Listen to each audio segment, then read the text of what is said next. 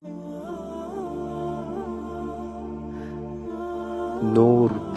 TV Rwanda, ubumenyi ku isonga. Bismillah walhamdulillah wassalatu wassalamu ala rasulillah wa ba'd.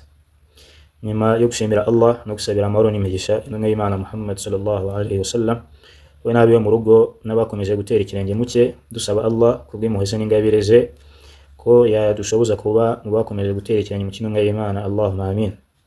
Bagaragu ba Allah, nkuko bisanzwe dukomeje isomo ryacu rya fiqh, umuryango ugendanye n'amategeko ya at-tayammum, aho ubushize twasoreje ku gice kigira kiti aho Sheikh atubwira ati wa yanubu at-tayammumu anil ma'i fi ahwalin, ngo at-tayammumu ijya mu mwanya cyangwa se isimbura gukoresha amazi mu bihe bikurikira.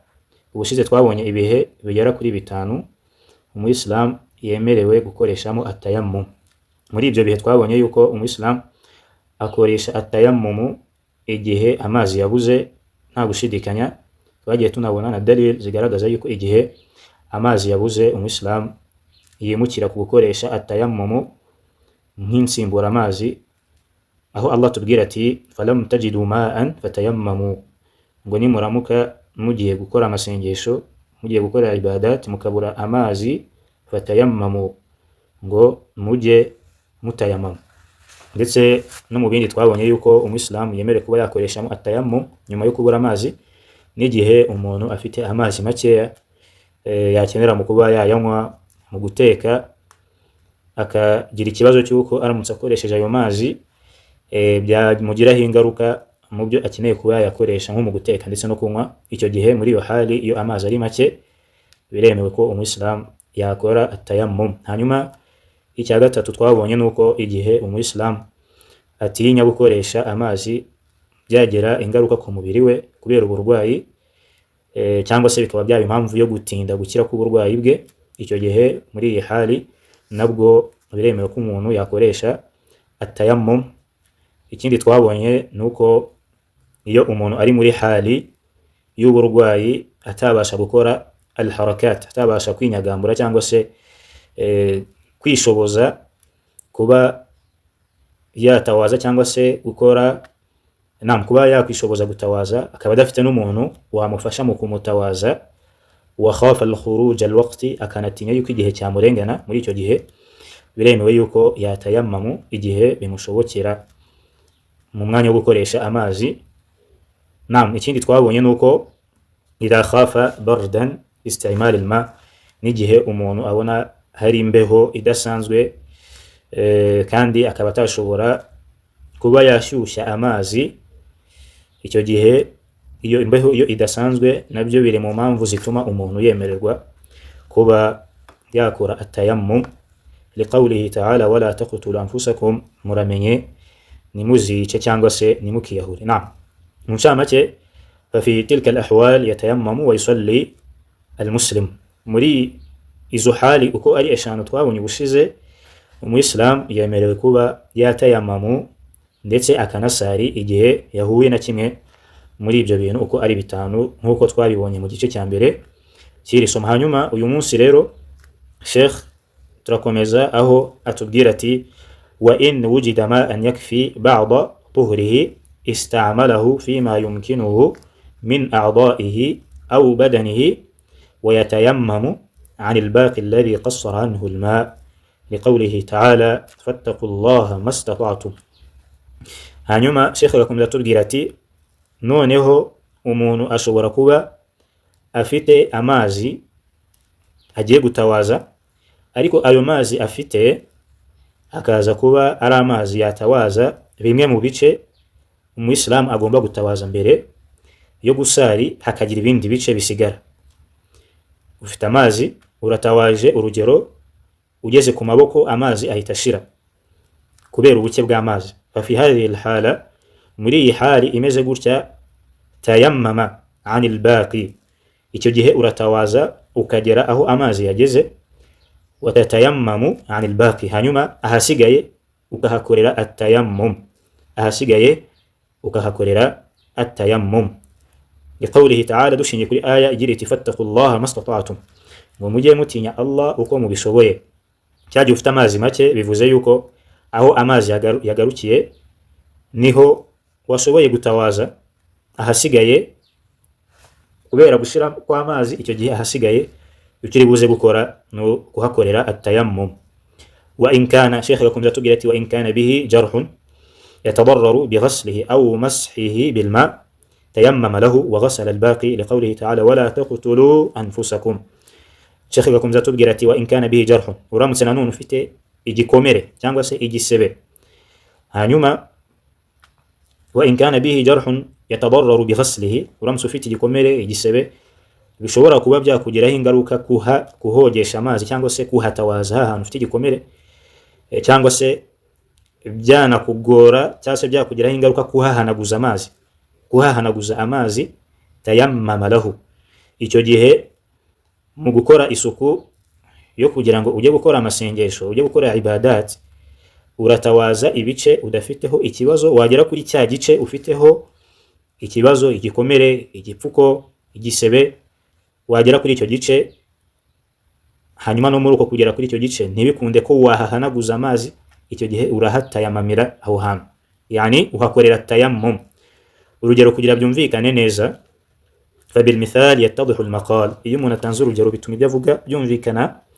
Urugero ushaka kuba uri gutawaza, wenda ukaba ufite ikibazo ku kaboko k'iburyo, icyo gihe uri gutawaza aho udafite ikibazo uhatawaza bisanzwe, cyangwa se n'umuntu akaba yagufasha kuhatawaza mu buryo busanzwe. Hanyuma wagera hahandi ufitiye ikibazo ku kaboko k'iburyo, icyo gihe nugera ku kaboko k'iburyo urahagarika gutawaza, ubanze ukore at-tayammum, ubanze utayamame hahantu ufitiye ikibazo. Ngo nituvuga ngo ubanze uhatayamamire, bivuze ngo urakora tayammum mu buryo turi buze kubibonamo imbere.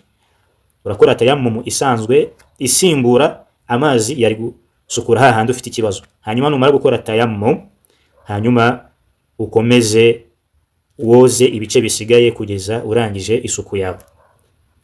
Ndizera byumvikana, kubera yuko aya twabonye n'itegeko rusange rya hano kuri iyi mas'ala nuko umuyisilamu atagomba kwiyica cyangwa se kwiyahura aforusa ashaka gushyira amazi hahandi byaba byamugiraho ingaruka. No kuvuga ngo rero muri iyi hali uratawaza aho udafite ikibazo, nugeraho ufite ikibazo utayamamu, hanyuma ukomeze isuku yawe usoza ibindi bice bisigaye kugeza urangije isuku. Hanyuma Sheikh agakomeza atubwira ati wa in kana jarhuhu la yatadarraru bil masah, igihe igikomere ufite kidashobora kuba cyagirwaho ingaruka no guhanagura, muri iyi hali biremewe ko wafata utuzi duke cyangwa se ugashyira amazi mu kiganza ukahanagura, cyangwa se ukareba akenda runaka ugahanagura. Iyo bishoboka yuko wahanagura mu mwanya wo gushyiraho amazi, icyo gihe urabikoresha wakafahu almashu ani tayammumi, kandi icyo gihe guhanagura biba biguhagije kurusha kuba, cyangwa se bijya mu mwanya wo kuba wakora tayammum, bijya mu mwanya wo kuba wakora at-tayammum. Rero hano naho hagomba kumvikana neza kugira ngo igihe umuyisilamu agiye gukora ibadat ajye amenya uburyo abyitwaramo igihe afite igikomere ku gice runaka, ibindi bice bidafite ikibazo. Nkuko tubibonye Sheikh abitugaragariza muri iki gitabo cye yuko iyo bimeze gutyo umuntu atawaza ibice adafiteho ikibazo nkuko bisanzwe, yagera ku gice afiteho igikomere agatayamamu, yarangiza gutayamamu agakomeza ibindi bice bisigaye kugeza arangije kwisukura. Ariko ni na gutyo iyo bishoboka yuko wahanagura utogeje, iyo bishoboka yuko wahanagura aho hantu ufite igikomere utogeje, yuko ibyo nabyo byaba bihagirije kukuba umuntu yakora at-tayammum. Hanyuma Sheikh agakomeza atubwira ati wayajuzu at-tayammum bima ala wajhi al-ard. Sheikh aratubwira hano aratwereka ese niki umuntu yakoresha mu gukora tayammum. Nta gushidikanya yuko nkuko Allah tubwira ati fatayammamu sa'idan tayyiba, ngo mujye mukora tayammum mwifashishije cyangwa se mukoresheje ubutaka bufite isuku. Bivuze yuko muri iyi aya icyo dukuramo nuko at-tayammum ikoreshwa itaka, umucanga ndetse n'ibindi bifite izina ry'itaka ndetse n'umucanga. Wa sifatu at-tayammumi, n'uburyo bwo gukora tayammumu, uburyo tayammumu ikorwamo. Nyuma y'uko tubonye icyo tayammumu ikorwamo, tayammumu tubonye ko ikorwa mu gitaka cyangwa se umucanga, hanyuma noneho ni ubuhe buryo ikorwamo. Sheikh akunze atubwira ati: an yadriba at-turaba biyadayhi mufarrajatay al-asabi', mufarrajatay al-asabi'. Sheikh aratubwira ngo icyo uburyo atayammumu ikorwamo nuko umuntu ashyira ibiganza bye bibiri, ikiburyo n'ikibumoso, agishyira mu butaka. Ibiganza bye, ubwo iyo tuvuze ibiganza ni imbere mu biganza, ukabikubita mu gitaka utandukanyije intoki. Mufarrajatay al-asabi', ay yaftahu al-asabi' wa yatruku masafata bainahuma, ni ugushyira umwanya mu ntoki, hanyuma bya biganza byawe ukabikoza mu butaka. Thumma yamsahu al-wajha bibatini asabi'ihi wa yamsahu kaffayhi, hanyuma nyuma yuko ukubise ibiganza mu butaka cyangwa se mu mucanga mu buryo tubonye, intoki zigomba kuba zifunguye, nibyo byiza. Hanyuma nyuma ugahanagura mu uburanga bwose ukoresheje mu nda y'ibiganza cyangwa se imbere mu biganza. Nyuma wasoza ugakurikizaho guhanagura ibiganza, inyuma y'ibiganza, ukabanza guhanagura ikiganza cy'iburyo, hanyuma ugakurikizaho ikiganza cy'ibumoso. Ikiganza cy'iburyo gihanagurwa n'ikiganza cy'ibumoso, hanyuma n'ikiganza cy'ibumoso kigahanagurwa n'ikiganza cy'iburyo. Ubwo nibwo buryo bwa mbere bwo gukora atayammum. Wa yu'ammima al-wajha wal kaffayni bil mash, uburyo bwa mbere uhanagura uburanga bwose muri rusange ndetse n'ibiganza bibiri inyuma yabyo, ukoresheje uguhanagura gushingiye ku kuba wakojeje ibiganza byawe mu gitaka inshuro imwe. Ni ukuvuga ngo ubu buryo tubonye bukoreshwa darba wahida, ukoresha inshuro imwe mu guhanagura ibi bice uko ari bibiri, igihe ukoza ibiganza byawe cyangwa se ukubita ibiganza byawe mu gitaka, ubikora inshuro imwe. Hanyuma hakaza indi mvugo yagiye igaragara mu bitabo by'abamenyi, bikanagaragara ko ari n'uburyo bamwe mu baswahaba bakoreshaga bwo kuba umuntu yakoresha gukora mu butaka inshuro zigera kuri ebyiri. Inshuro ya mbere bikaba guhanagura uburanga, hanyuma ukongera ugakora mu butaka bwa kabiri cyangwa se mu mucanga bwa kabiri uhanagura ibiganza cyangwa se inyuma y'ibiganza nk'uko bizwi. Hanyuma Sheikh agakomeza atubwira ati: ubu buryo nabwo buremewe kuba wakoresha uburyo bwa mbere ugakora mu gitaka ugahanagura mu buranga gusa, hanyuma ukaza no gukoresha uburyo bwa kabiri nako ukaza gukora mu butaka bwa kabiri ugambiriye guhanagura ibiganza nk'uko twabibonye. Hanyuma Sheikh agakomeza atubwira ati: lakinna sifata al-ula hiya al-waridatu 'an an-nabi sallallahu alaihi wasallam. Sheikh atubwira ati ariko uburyo bwa mbere bwavuzwe nibwo buryo bwaranze intumwa y'Imana, cyangwa se intumwa y'Imana yigishije ko aribwo buryo bigomba gukorwamo, cyangwa se atayammum igomba gukorwamo.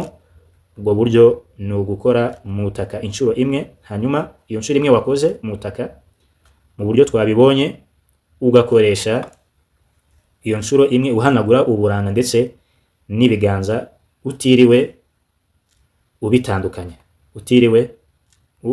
nk'uko twabibonye mu buryo bwa kabiri ho yuko ubitandukanya.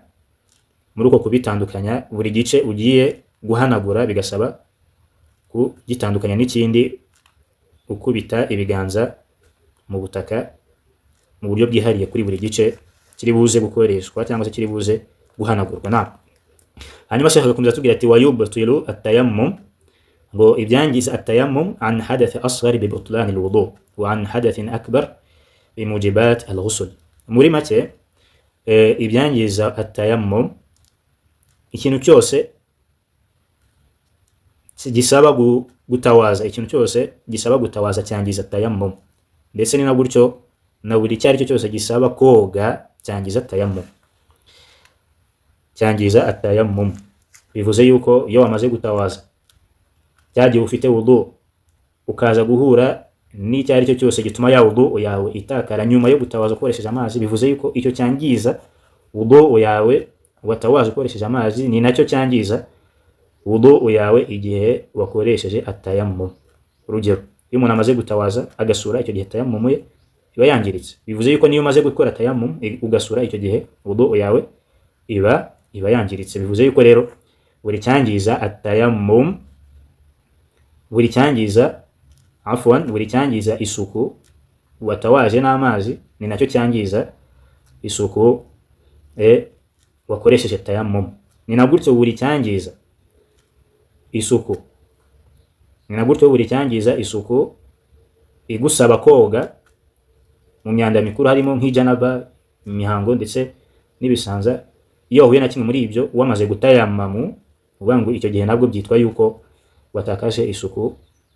لأن البدل له حكم المبتل, kubera yuko igisimbura amazi aricyo gukoresha itaka kigira hukumu nk'iyo cyasimbuye. Uvuga ngo ibyangiza amazi asimburwa n'itaka, bivuze yuko muri iyo hal na bya bindi byangiza amazi birakomeza bikaza no kwangiza, bya bindi byangiza isuku y'amazi birakomeza bikaza no kwangiza isuku yasimbuye amazi aricyo gitaka. Hanyuma Sheikh agakomeza atubwira ati wa yubtilu at-tayammum aidan biwujudi al-ma' in kana at-tayammum li'adami. Ni na gutyo iyo amazi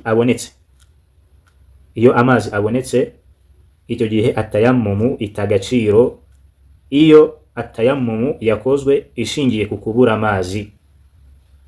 Iyo amazi abonetse, urugero ushaka ko wari wabuze amazi wajya gusari amazi agahita aboneka, nuvuga ngo icyo gihe atayammum ihita agaciro iyo amazi abonetse.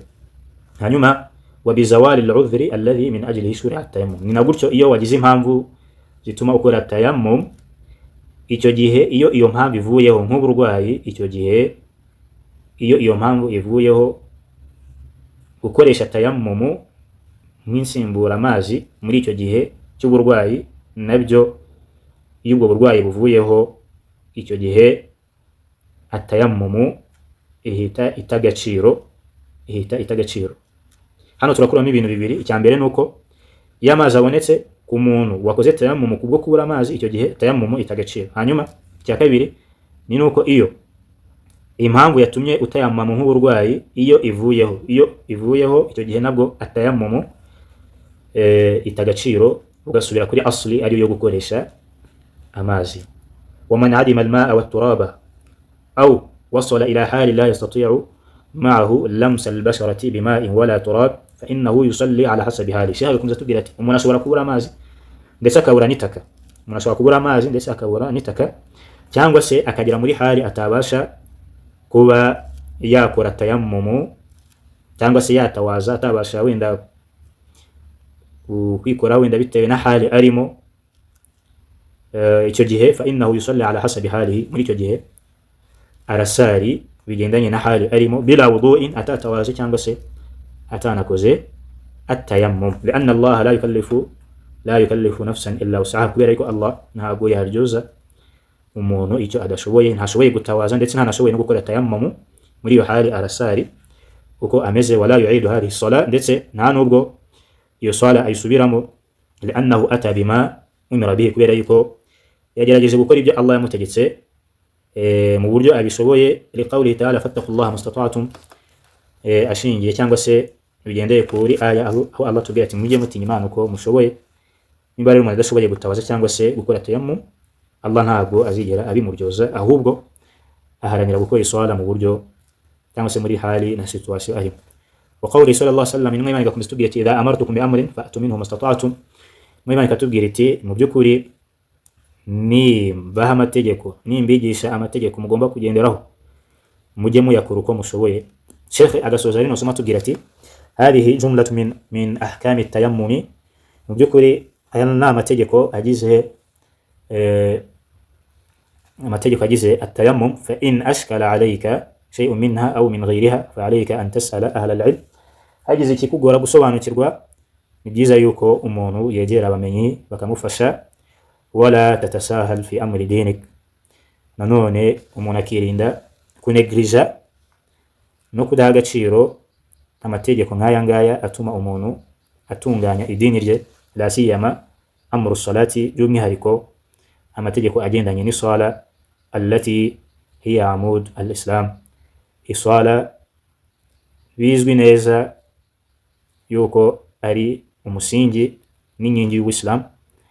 gusobanukirwa rero ibigendanye n'isala n'amategeko ashamikiye ku sala fa inna amru muhim jiddan, akaba ari ikintu cy'ingenzi cyane. wafaqana Allahu jami'an lis-sawab, usaba Allah yuko yadutera inkunga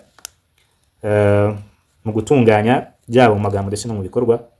tunasaba Allah yuko yaduha ubumenyi bufite akamaro. wallahu ta'ala a'la wa a'lam, wa sallallahu ala sayyidina Muhammadin wa ala alihi wa sahbihi ajma'in. wassalamu alaykum wa rahmatullahi wa barakatuh.